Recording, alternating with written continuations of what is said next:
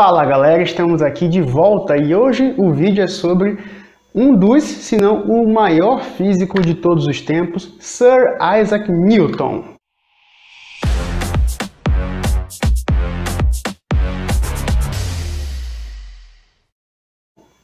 Muito bem, para começar a gente vai fazer um breve resumo da história de Isaac Newton e você deve saber algumas coisas já, né? Algumas coisas que ele descobriu e a gente vai trazer aqui algumas curiosidades que talvez sejam interessantes.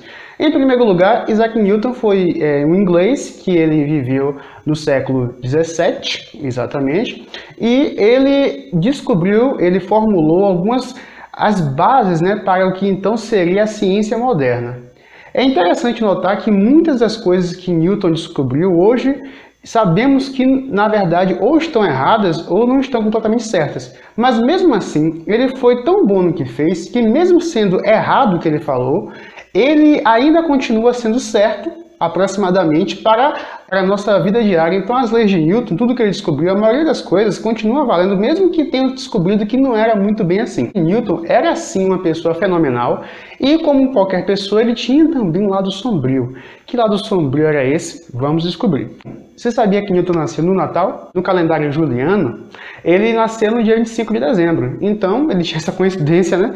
Mas, na verdade, no calendário que a gente usa hoje, a data de nascimento dele foi em 4 de janeiro. Todo mundo tem quarentena e a gente, às vezes, fica ocioso, né? Sem saber o que fazer. Meu Deus, o que é que eu posso fazer agora para tirar minha cabeça do tédio? Bem, Newton passou por isso também. Teve uma praga lá na Inglaterra, tanto que ele teve que largar a faculdade por 2 anos e ficar isolado.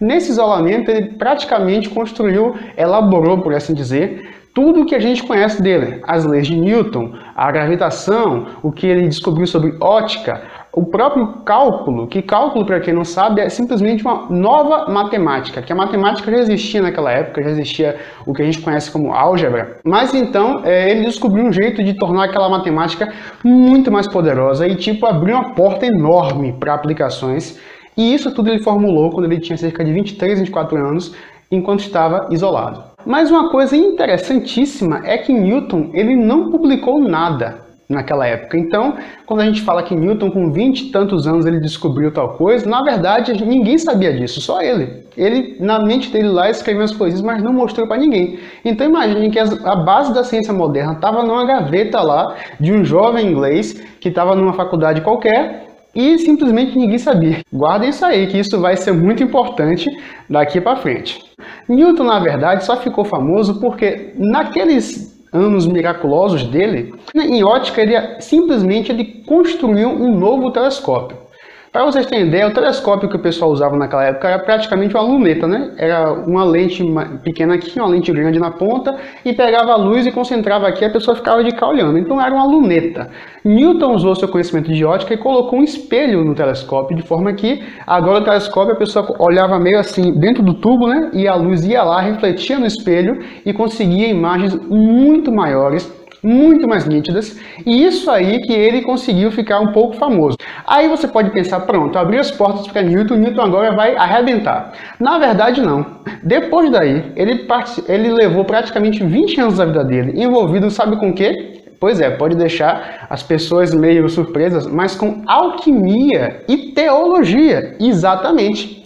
Ele era um adepto assíduo da alquimia. E a alquimia, para quem não sabe, era o precursor da química. Química hoje é uma ciência, né? A alquimia era quando eles tentavam fazer o que a química faz hoje, mas eles não tinham noção muito do método científico, então misturavam muita coisa e noções até de superstição, magia e tudo mais. E Newton, você pode pensar, poxa, Isaac Newton, o nosso cientista, sim, ele era adepto fiel da alquimia. Ele também era adepto da teologia, teólogo rebelde, por assim dizer. Ele não considerava que a religião da época, no caso o cristianismo anglicano da região dele, era a verdadeira, o jeito certo de adorar a Deus, por assim dizer, e ele achava que aquilo tudo era uma mentira, que ele ia descobrir a verdade lendo a Bíblia, as profecias. Ele passou muito tempo ficando lendo a Bíblia. Sim, então quando você pensar em Isaac Newton, você tem que pensar nele completamente, não só ele com o prisma lá dividindo as cores, imagine também ele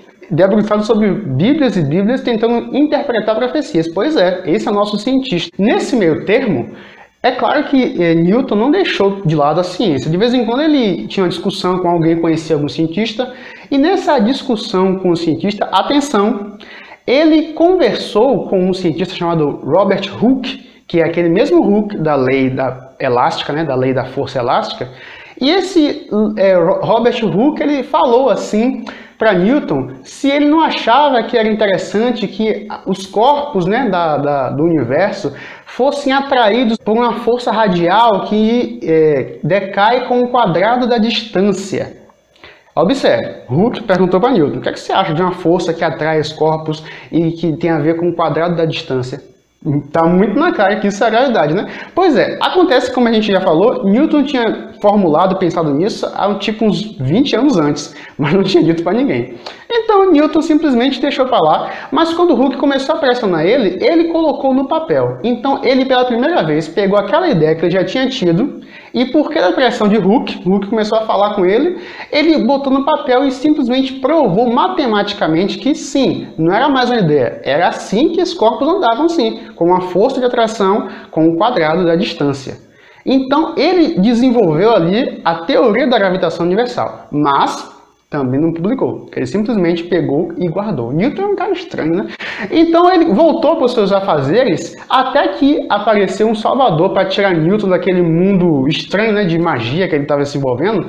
Então Halley, sim, o mesmo Halley do cometa Halley, ele chegou e estava precisando muito de ajuda de algumas coisas para provar a lei de Kepler, né, de que os corpos se orbitam em órbitas elípticas, e foi consultar Newton, que Newton é conhecido por ser um cientista também já, apesar de não publicar muito, e ele perguntou para Newton se ele achava que como é que seriam as órbitas de um corpo que tivesse uma força assim, e Newton falou que seria elíptica e que já tinha provado isso. Halley ficou, como assim, você já provou isso? Ele foi, vou pegar a prova. Nesse negócio de pegar a prova, ele levou muito tempo, porque ele estava escrevendo literalmente um livro. Esse livro é o tal livro famoso, a grande obra da vida de Newton, que é Princípios Matemáticos da Filosofia Natural. Filosofia natural era o nome que a ciência tinha naquela época, porque era a primeira vez agora que as coisas do mundo, do universo, eram tratadas puramente como matemático. Puramente, abre aspas, né? Porque Newton, como eu falei, era muito ligado com magia, com alquimia, com teologia, e na explicação dele, por exemplo, ele não explica por que a gravidade atrai as coisas. Ele só diz que atrai, porque ele concluiu, porque matematicamente é isso que acontece, mas ele não se preocupa em explicar, ele atribui isso tudo a Deus. Então Halley, quando vê aquilo, percebe que ele tem ali perto dele um gênio, um diamante bruto que ele vai lapidar.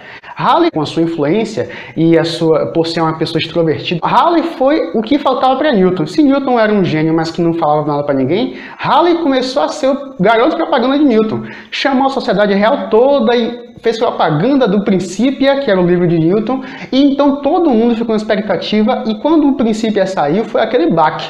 Todo mundo pensou, meu Deus do céu, então é assim que a natureza é. Porque agora estava tudo ali matematizado, de uma maneira elegante, mostrando como várias coisas do mundo. Naquele mesmo livro, Newton falou da gravidade, das órbitas dos corpos, da precessão da Terra, que a Terra fica meio tortinha, falou das marés, falou da luz e muitas coisas. Então Newton ele estabeleceu a base da nova ciência naquilo ali. Acontece que, como nem toda história é conto de fadas, né, existem coisas também ruins.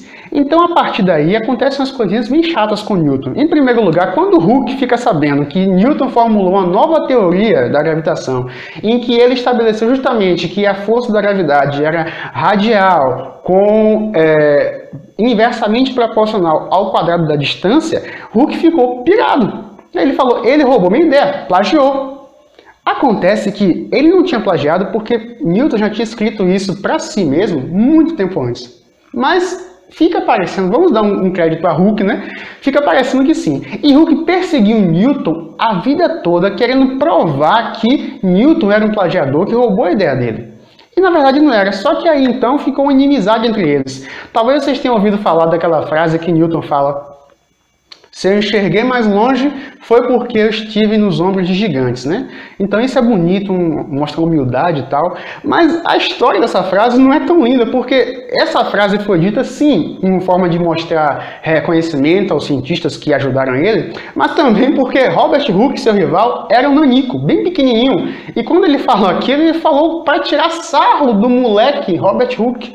Por exemplo, eu queria até mostrar aqui para vocês uma imagem de Robert Hooke, mas não temos, ninguém sabe como era ele, porque Newton fez questão de tacar fogo em todos os retratos que tinham de Robert Hooke quando ele era membro da sociedade, quando ele era da sociedade real. Newton, ele não era flor que se cheire. Isso foi se mostrando com o tempo. Newton, ele se tornou presidente da Casa da Moeda. E ele se envolveu tanto com aquilo que ele criou, né, uma caça a falsificadores. Ele prendeu 100 pessoas que estavam falsificando moedas ali, numa caça que ninguém tinha feito isso antes. Colocaram Newton ali para trabalhar, Newton transformou aquilo numa máquina de guerra. Lembra que eu falei que tinha um cálculo, uma nova matemática e tal?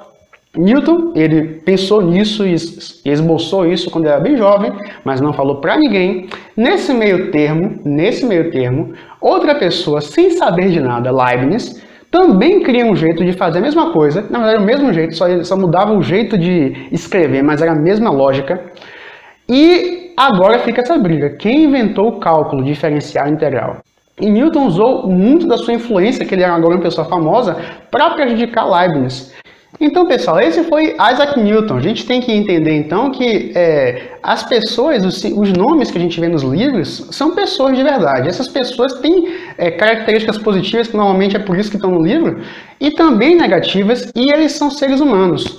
E eles são influenciados e ajudados por muitas pessoas. Então, pense aí, na verdade, talvez se não existisse Halley para tirar Newton daquela caverna que ele estava, mental, nunca existia Isaac Newton, talvez a gente nunca soubesse, por mais que ele tenha existido no mundo real, entende? Mas o mais importante é a contribuição que cada um deles deixa para as gerações posteriores, que é assim que ciência é feita.